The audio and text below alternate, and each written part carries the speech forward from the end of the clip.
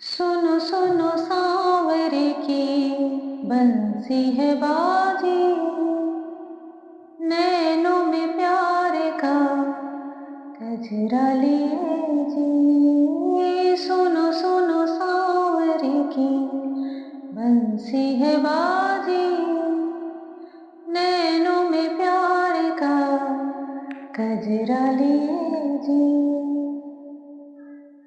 हे कृष्ण गोविंद हरे मुरारे, हे नाथ नारायण वासुदेव, जिह्वे पिबत स्वामृतमेत देव।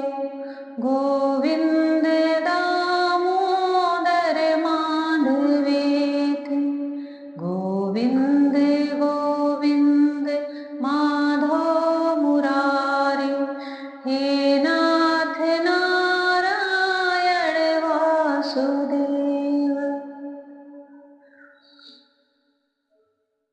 कृष्ण गोविंद गोविंद गोपाला, कृष्ण गोविंद गोविंद गोपाला, हे मुरली मनोहर नंद लाला, हे मुरली मनोहर नंद लाला।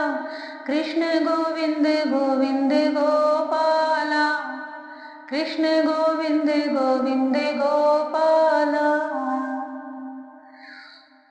जन्माष्टमी की आप सबको मेरी सोल फैमिली बहुत सारी शुभकामनाएं। आज जन्माष्टमी है। सब जो कोई भी इसे सुन रहे हैं, भागवत सुन रहे हैं, भगवान श्री कृष्ण से जोड़ रहे हैं, उन सबको भगवान श्री कृष्ण की बहुत सारी कृपा मिले, बहुत सारा आशीर्वाद मिले। भगवान उनके जीवन के सारे क्लेश, सारे दुख, सारी पीड़ा, सारे दर्द मिटाएं, उनके जीवन को भक्तिमय प्रेममय बनाएं। जय श्री कृष्णा मेरी सोल फैमिली। आध्यात्म आपके अपने चैनल पर मैं नंदा आप सबका बहुत बहुत स्वागत करती हूँ। आज जन्माष्टमी है भगवान श्री कृष्ण के लिए, तो मैं क्या ही कहूँ। वह तो मेरे जीवन आराध्य हैं, प्राण हैं, मेरी अंतरात्मा है। और सबसे बड़ा सौभाग्य तो इस बात का है कि उसे मैं जान पाई हूँ, समझ पाई हूँ। भगवान श्री कृष्ण ने मुझे चुना है, मैंने उन्हें नहीं चुना है, उन्होंने स्वयं मुझे चुना है। इतने सारे देवी देवताओं में उनकी तरफ आकर्षित होना, उनसे बातें करना, उनसे प्रेम करना, उनकी सेवा करना, उनके अनुभव को महसूस करना, भगवान श्री कृष्ण का हंसना, बोलना, चलना, उठना, बैठना, खाना, मधुर मुस्कान भरी दृष्टि से देखना, वह सारे अनुभव महसूस करना, यह बड़े ही सौभाग्य की और हमारे पूर्व जन्म के कोई पुण्य प्रारब्ध ही है जो मुझे यह सब महसूस होते हैं। भगवान श्री कृष्ण मुझे अनुभव कराते हैं।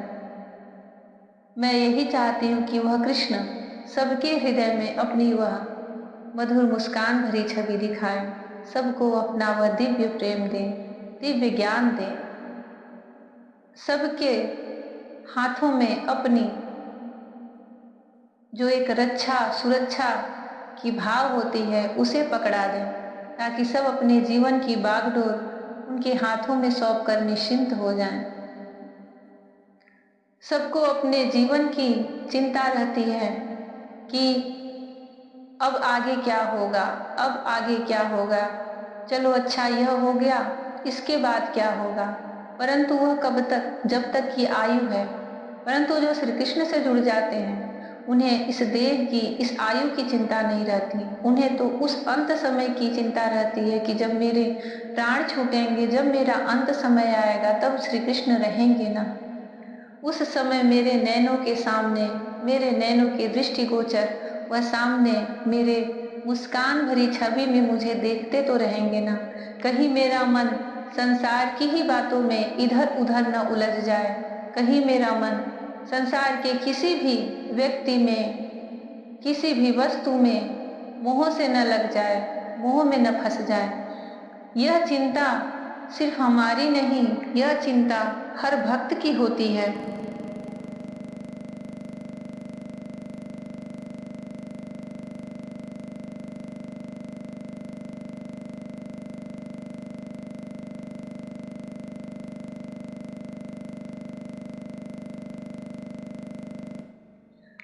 और यह चिंता होनी भी चाहिए, क्योंकि जब आप सजग और सतर्क नहीं रहोगे तो आप भी राजा भरत की तरह ही सब कर्मों को करते हुए भगवान को प्राप्त करते करते अंत समय में एक मृग मुंह में फंसकर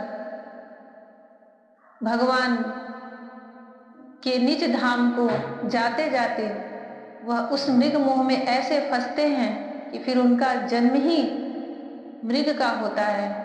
फिर उनका अगला जन्म एक ब्राह्मण परिवार में होता है।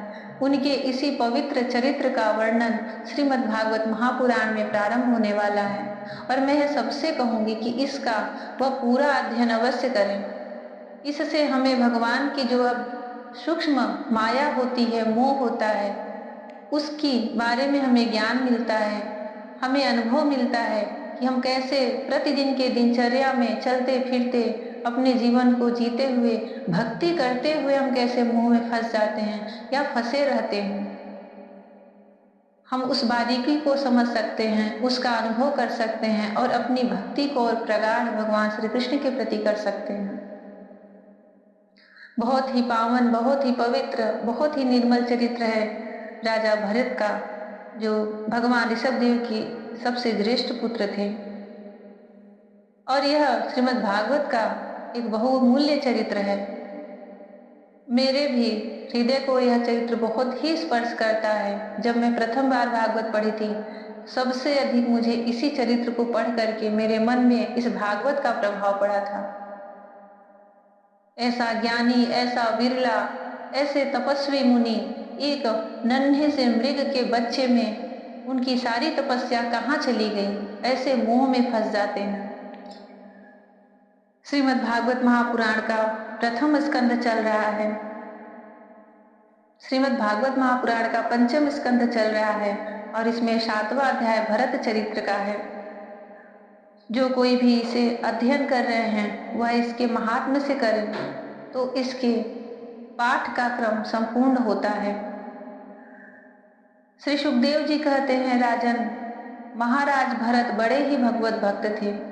भगवान ऋषभदेव जी अपना देह त्याग कर चुके हैं और राजा भरत को अपनी राज्य गद्दी सौंप दिए हैं। अब राजा भरत, जो कि भगवान के बहुत बड़े भक्त थे, उनकी कथा सुखदेव मुनि राजा परीक्षित से कह रहे हैं, राजन, महाराज भरत बड़े ही भगवत भक्त थे। भगवान ऋषभदेव ने अपने संकल्प मात्र से उन्हें पृथ्वी की रक्षा करने के लिए नियुक्त कर दिया। उन्होंने उनकी आज्ञा में स्थित रहकर विश्वरूप की कन्या पंचजनी से विवाह किया। जिस प्रकार तामस अहंकार से शब्दादि 5 भूत तन्मात्र उत्पन्न होते हैं, उसी प्रकार पंचजनी के गर्भ से उनके सुमति, राष्ट्रभृत, सुदर्शन, आवरण और धूम्रकेतु नामक 5 पुत्र हुए, जो सर्वथा उन्हीं के समान थे। इस वर्ष को, जिसका नाम पहले अजनाभ वर्ष था, राजा भरत के समय ही भारतवर्ष कहते हैं। उन्हीं राजा से अपने इस देश का नाम भारतवर्ष पड़ा है, कहा जाता है। महाराज भरत बहुज्ञ थे। वे अपने अपने कर्मों में लगी हुई प्रजा का अपने बाप दादाओं के समान स्वधर्म में स्थित रहते हुए अत्यंत वात्सल्य भाव से पालन करने लगे। उन्होंने होता, अधर्व्यु, उद्गाता और ब्रह्म, इन 4 ऋतुजों द्वारा कराए जाने वाले प्रकृति और विकृति दोनों प्रकार के अग्निहोत्र, दर्श, पूर्णमास, चातुर्मास से पशु और सोम आदि बड़े छोटे क्रतुओं यज्ञों से यथा समय श्रद्धा पूर्वक यज्ञ और क्रतुरूप श्री भगवान का यजन किया। जिस प्रकार अंग और क्रियाओं के सहित भिन्न भिन्न यज्ञों के अनुष्ठान के समय जब अधर्युगण आहुति देने के लिए हवि हाथ में लेते, तो यजमान भरत उस यज्ञ कर्म से होने वाले पूर्ण रूप फल को यज्ञ पुरुष भगवान वासुदेव को अर्पण कर देते थे। वस्तुतः वे परम ब्रह्म ही इंद्र आदि समस्त देवताओं के प्रकाशक, मंत्रों के वास्तविक प्रतिपादक तथा उन देवताओं के भी नियामक होने से मुख्य कर्ता एवं प्रधान देव हैं। इस प्रकार अपनी भगवत दर्पण बुद्धि रूप कुशलता से हृदय के राग द्वेषादि मलों का मार्जन करते हुए वे सूर्यादि सभी यज्ञ भोक्ता देवताओं का भगवान के नेत्रादि अवयव के रूप में चिंतन करते थे।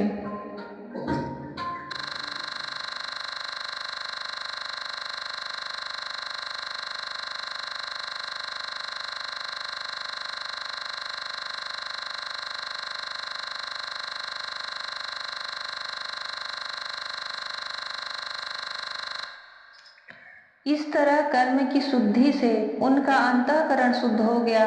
तब उन्होंने अंतर्यामी रूप से विराजमान हृदयाकाश में ही अभिव्यक्त होने वाले ब्रह्म स्वरूप एवं महापुरुषों के लक्षणों से उपलक्षित भगवान वासुदेव में जो श्रीवत्स, कौस्तुभ, वनमाला, चक्र, शंख और गदा आदि से सुशोभित तथा नारदादि निज जनों के हृदयों में चित्र के समान निश्चल भाव से स्थित रहते हैं, दिन दिन वेग पूर्वक बढ़ने वाली उत्कृष्ट भक्ति प्राप्त हुई।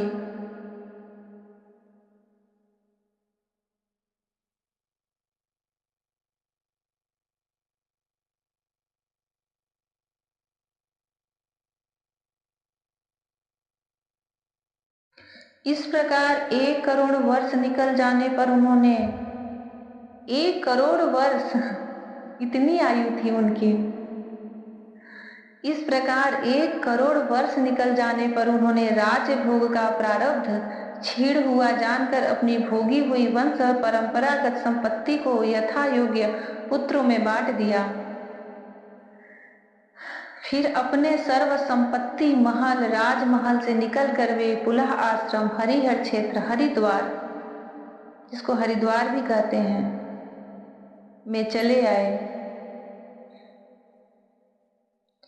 इस पुलह आश्रम में रहने वाले भक्तों पर भगवान का बड़ा ही वात्सल्य है। यह हरिद्वार बद्रिका आश्रम जो बद्रीनाथ है, अभी भागवत में इतना महत्वपूर्ण इसका स्थान बताया गया और आज भी है। वहाँ आज भी भगवान को जो प्राप्त करना चाहते हैं वह तो सीधे वृंदावन, हरिद्वार, पुलह आश्रम, बद्रिका आश्रम इन स्थानों पर जाते हैं। पर भागवत में यह उस समय की बात है जब बहुत ही दुर्गम वनों में यह सब स्थान माने जाते थे, जहाँ कोई पहुंच नहीं पाता था, और यहाँ पर वही लोग जाते थे जो गृहस्थ को छोड़ करके, राजपाट छोड़ करके, सारी सुख संपत्ति से भरा हुआ राजमहल का त्याग करके वह ऐसे वीरान, विरले और दुर्लभ जगहों पे जाते थे जहाँ पे एकांत में वो भगवान श्री कृष्ण का भजन कर सके, उन्हें कोई विघ्न या बाधा न आए। राजा भरत भी अपने इतनी लंबी आयु को जी करके फिर अपने संतानों में यथा योग्य संपत्ति को बांट करके पुलह आश्रम चले गए। यहाँ पर रहने वाले, पुलह आश्रम में रहने वाले भक्तों पर भगवान का बड़ा ही वात्सल्य है। वे आज भी उनसे उनके इष्ट रूप में मिलते रहते हैं।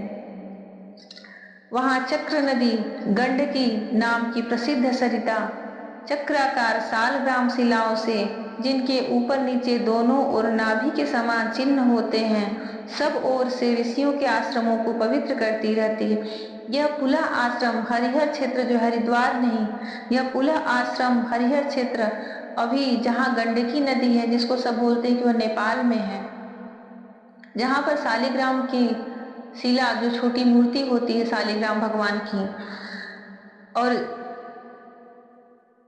वहां चक्र नदी, गंडकी को उस समय चक्र नदी भी कहते थे, क्योंकि उसमें चक्राकार सालग्राम शिलाओं से, जिसके वो दोनों ऊपर नाभि के समान चिन्ह होते हैं, ऐसे पत्थर मिलते हैं जो भगवान विष्णु की छवि, भगवान विष्णु का स्वरूप माना जाता है। वह बहुत ही पवित्र स्थान, बहुत ही पुण्यमय स्थान माना जाता है।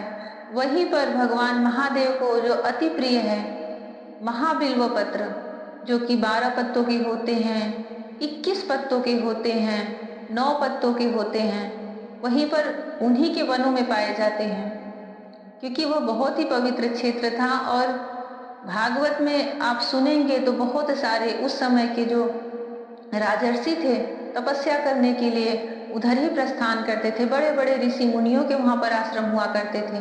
वह बहुत ही तीर्थ और बहुत ही पवित्र स्थान माना जाता है।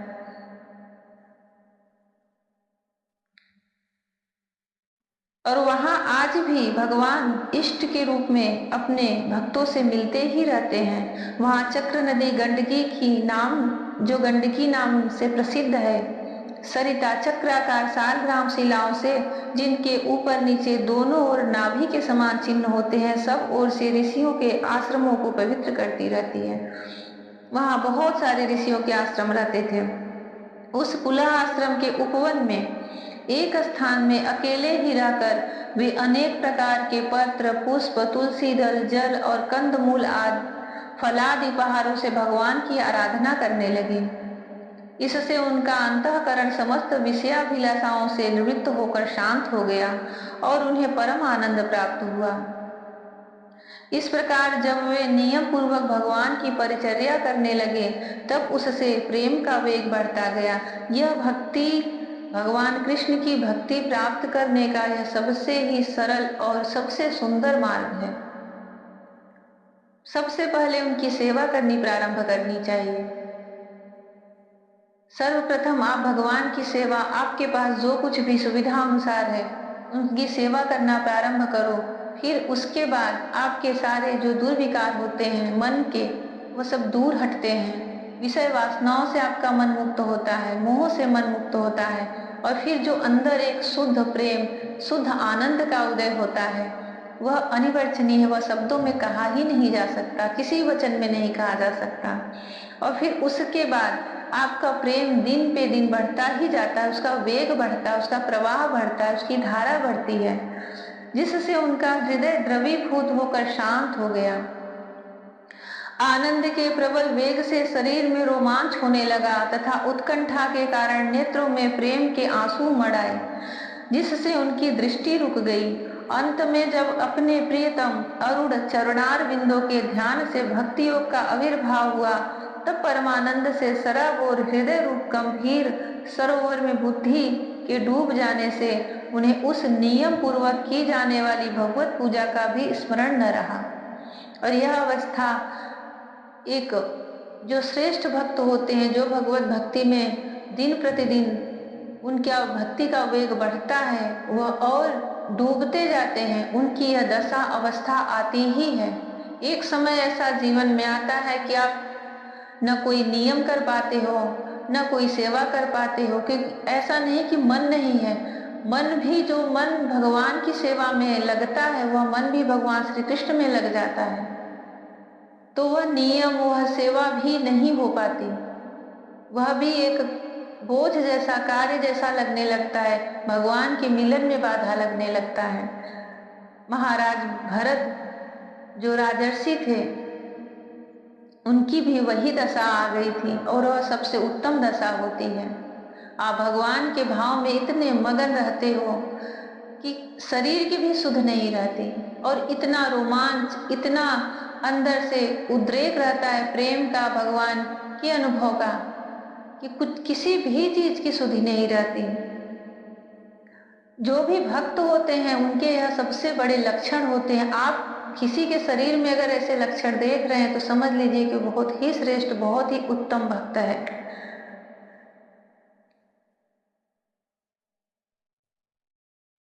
भगवान की सेवा करने से पत्र, पुष्प, तुलसी दल, जल और कंदमूल फलादि उपहारों से भगवान की आराधना करने लगे। इससे उनका अंतःकरण समस्त विषयाभिलाषाओं से निवृत्त होकर शांत हो गया और उन्हें परम आनंद प्राप्त हुआ। इस प्रकार जब वे नियम पूर्वक भगवान की परिचर्या करने लगे तब उससे प्रेम का वेग बढ़ता गया, जिससे उनका हृदय द्रवीभूत होकर शांत हो गया।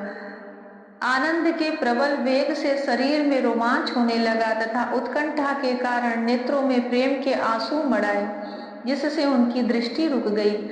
अंत में जब अपने प्रियतम अरुण चरणार बिंदों के ध्यान से भक्ति योग का आविर्भाव हुआ, इतनी सेवा के बाद तब उनके हृदय में भक्ति का आविर्भाव हुआ, तब परमानंद से सराबोर हृदय रूप गंभीर सरोवर में बुद्धि के डूब जाने से, जो कि हमेशा तर्क करती रहती है, कुतर्क करती रहती है, उस बुद्धि को भी उस हृदय रूप गंभीर सरोवर में डूब जाने से उन्हें उस नियम पूर्वक की जाने वाली भगवत पूजा का भी स्मरण न रहा। इस प्रकार वे भगवत सेवा के नियम में ही तत्पर रहते थे। शरीर पर कृष्ण मृग चर्म धारण करते थे तथा त्रिकाल स्नान के कारण भीगते रहने से उनके केस भूरी भूरी घुघराली लटों में परिणित हो गए थे, जिनसे वे बड़े ही सुहावने लगते थे। वे उदित हुए सूर्यमंडल में सूर्य संबंधी ऋचाओं के द्वारा ज्योतिर्मय परम पुरुष भगवान नारायण की आराधना करते और इस प्रकार कहते, भगवान सूर्य का कर्म फलदायक तेज प्रकृति से परे है। उसी ने संकल्प द्वारा इस जगत की उत्पत्ति की है, फिर वही अंतर्यामी रूप से इसमें प्रविष्ट होकर अपनी चित्त शक्ति द्वारा विषय लोलुप जीवों की रक्षा करता है। हम उसी बुद्धि प्रवर्तक तेज की शरण लेते हैं। जय श्री कृष्ण। भरत जी के मृग के मोह में फंसकर मृग योनि में जन्म लेना। राजा भरत 1 करोड़ जिनकी आयु थी, 1 करोड़ वर्ष जिनकी आयु थी और सम्राट थे, चक्रवर्ती थे, सारे सुखों को भोगे थे। उसके बाद गंडकी नदी के किनारे पुलह आश्रम में भगवान की प्रेममयी भक्ति करते हुए भगवान के प्रेम में बिल्कुल तन्मय हो चुके थे। उनकी भक्ति दिन पे दिन बढ़ती ही जाती थी और वह उसी के प्रेम आंसुओं में अपने आप को डुबोए रहते थे। इस अवस्था पर पहुंचने के बाद भी उन्हें एक महान मोह होता है उस मृग से, और उस मृग के मोह में वह कैसे फंसते हैं जीवन के अंतिम समय में, और उस समय उनकी आयु के कुछ वर्ष ही शेष रहते हैं जब उस मृग के बच्चे से उन्हें मोह होता है। उसके बाद उनका जन्म भी मृग का होता है। भगवान श्री कृष्ण सबको ऐसी भक्ति प्रदान करे कि इस संसार में रहते हुए कभी किसी प्रकार का मोह न हो और अंत समय में तो विशेष किसी भी प्राणी से मोह न हो। सिर्फ भगवान, जितना भी मोह माया प्रेम जो भी है सब भगवान में लग जाए, लिपट जाए उनके चरणों में, ताकि संसार की किसी भी चीज में, किसी भी वस्तु में हमारा मन न आकर्षित हो, हमारा मन न भटके, मन न विचलित हो। उसके लिए बस यही एक ही सरल मार्ग है, प्रेम का मार्ग, भक्ति का मार्ग। भगवान श्री कृष्ण की छवि हृदय में निरंतर बनाए रखें। उनकी वह करुणा भरी मुस्कान, उनका वह चंचल चितवन हमेशा अपने हृदय में झांकने का प्रयास करें, देखने का प्रयास करें कि वो हमें देख रहे हैं, निहार रहे हैं। आज भगवान श्री कृष्ण की जन्माष्टमी है। आज की रात जो उनका जन्मोत्सव होगा, आज से लेके 12 दिन तक हमारे यहाँ भी बहुत उत्सव होता है। उनका झूला रखा जाता है, 12 दिन तक उनकी सेवा, उनका मक्खन भोजन, उनकी पूजा अर्चना कीर्तन सब चलता है। परंतु उन सब से बड़ी चीज जो होती है मैं आप लोगों को बता रही हूँ, जो मेरी भक्ति का कारण है, जो मेरा उनसे प्रेम का है, कि यह वह समय है मेरे जीवन का जो मैं उनसे, मुझे पूर्ण विश्वास है और रहता भी है। इसीलिए इस जन्माष्टमी की बहुत ही प्रतीक्षा रहती है हर वर्ष। ये जो 12 दिन होते हैं भगवान बातें करते हैं, बातें सुनते हैं, मिलते हैं, हंसते हैं, मुस्कुराते हैं, कुछ भी अर्पण करो वह ग्रहण करते हैं। ऐसा लगता है कि जैसे वह हमारे घर में आए ही हैं, हमें खुश करने के लिए, प्रसन्न करने के लिए। कुछ भी कहो लेकिन बिल्कुल सहज भाव में, ऐसा सोच कर नहीं कि बस मैं भगवान से बातें करूंगी तो मेरा वह काम कर देंगे, ये मेरी यह बात सुन लेंगे तो यह खा लेंगे, ऐसे नहीं होता। पता नहीं कब किस समय वह किस क्षण प्रसन्न हो जाते हैं और कुछ न कुछ ग्रहण कर लेते हैं, हमें अपने होने का एहसास करा देते हैं। ये 12 दिन बहुत ही महत्वपूर्ण होते हैं, बहुत ही। भगवान श्री कृष्ण की ऊर्जा पूरी तरह पूरी जगह व्याप्त रहती है। उनका बहुत बड़ा झूलोत्सव होता है, बड़े बड़े मंदिरों में भी चलता है। भगवान श्री कृष्ण अपनी ऊर्जा अपनी शक्ति सबको प्रदान करें, सब में भगवान कृष्ण का प्रेम है। श्रीमद् भागवत महापुराण सबका संपूर्ण कराएं, निर्विघ्न पूर्ण कराएं। आज जन्माष्टमी है, सबको फिर से एक बार जन्माष्टमी की बहुत सारी शुभकामनाएं। जय श्री कृष्णा, राधे राधे, हरि ओम।